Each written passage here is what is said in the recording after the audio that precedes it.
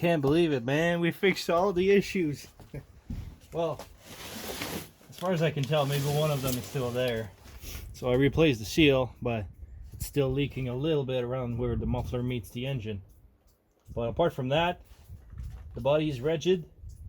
Steering is all good. Oh, maybe there's a little bent tie right here. Could probably push it right back into place.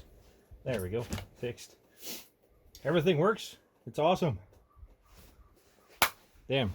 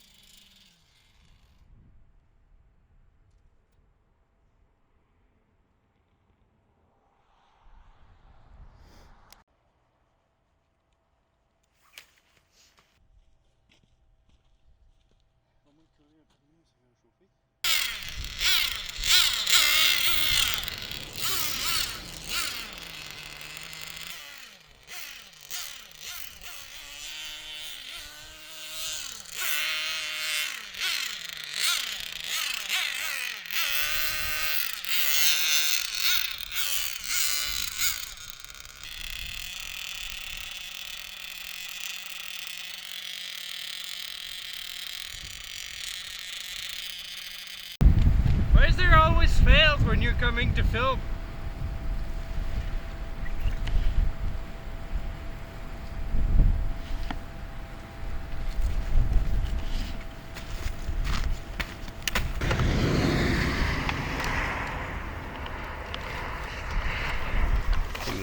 Oh, ouais.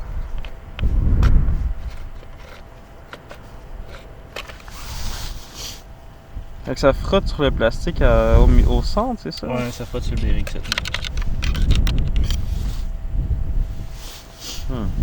Alright. Couple more things.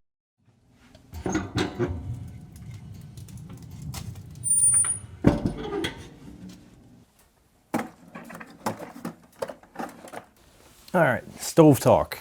So this project ended up being much more of a bigger, much more impressive project than I anticipated initially. So initially I thought I was just gonna put a nitro engine in the stock frame and change the skid and the track and just go along with that.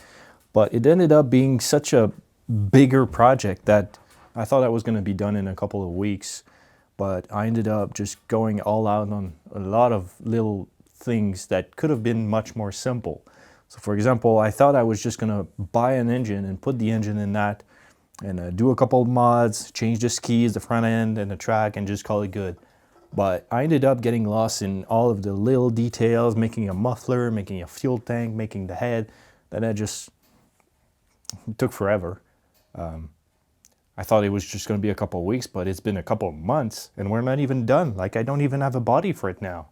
But that being said, we had a very successful first testing day. and there's a few things I want to go over. You got to keep in mind that almost nothing in this snowmobile is stock parts, and I find it kind of funny that the first thing that broke today was the stock spindle horn that simply has a grub screw. Seems to have failed today, so there hasn't been a lot of videos this season except for this particular snowmobile, which there was only maybe one video a month. And the reason is I don't want to start new project without completing other project.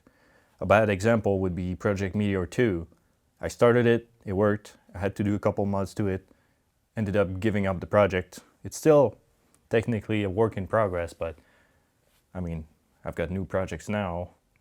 So I want to really finish this project before I move on to new stuff. So what if we go about what happened today, little issues we faced today.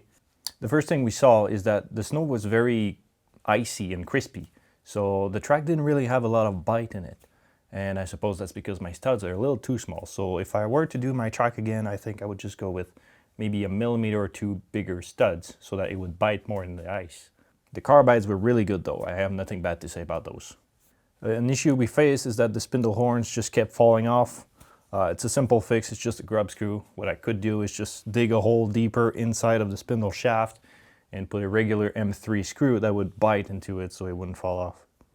It would seem that the screw that holds the brake rotor in place on the pulley just backed off. It's a simple fix, it's just that I seem to have forgotten to put some blue Loctite on it, so simple fix once again. There is still a leak around the muffler, so I guess my silicone is not as tight as I was expecting. It's still a brand new silicone, so I think maybe the pipe itself, maybe the diameter of the hole is a little too big, so that makes it not seal well. So we'll have to see what I can do about that. There's a little leak around the gas cap, and I think it's because it goes around the O-ring itself from inside the cap. So I'm likely gonna have to make a new cap once again, possibly machine one, so that I no longer have issues, because you see it's still dripping wet. I also noticed that the front shocks are leaking a little bit. It's very minimal, but it's still something I see. If you have a nitro engine, it's important to keep everything as clean as possible, because if you just give up for a minute, it's all gonna get oily and then dust sticks to it, so it's not good. And the last thing that we had issues with today, very minimal again. The seat was not fastened permanently, it was just Velcroed in place, but once the seat is properly attached, it's gonna be perfect. And that's about it for the issues we saw today. On the plus, what worked today, or the fixes that worked, the steel ring I put all around the belly inside to prevent it from flexing does work incredibly well. And also the linkages, I changed them and they have full travel now, so I have full throttle, carburetor opens all the way, so good news. The fuel line, they were all drilled to a bigger size, so it flows a lot better now. It's a lot easier to prime the engine, so that's a bonus. The muffler works awesome. There's no leaks on the muffler itself, so I mean, it's beautiful, it's shiny, I like it. I roughened the clutch itself so that it's grabbing a little bit better, so I put it on a lathe and I put some 60 grit sandpaper around it, cleaned up the inside, and that seems to have gripped a lot better today. Another issue we saw today that I didn't mention is the belt itself. This is the silicone belt, and as you can see, it's just all torn and like it's not straight anymore, it's twisted, and I think maybe the silicone was a bit too soft and the Kevlar just moved inside of the silicone, so it flew off. I don't really have the clip of that happening, but I changed the belt to a regular 110 XL belts and that solved the issue. Another bonus is that the batteries inside the sled and the starter, they last a very long time. I think I might have run this for 20 minutes, if not 30 minutes. And I only lost 0.2 volts. So they were gonna last for a very long time without being charged. So that's a really good thing.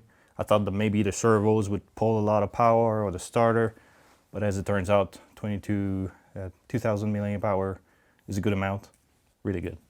And the last thing I'm gonna talk about today is that my glow plug igniter, I received the new cables, or the new plugs, and I installed them and they look really good. They're definitely the right choice.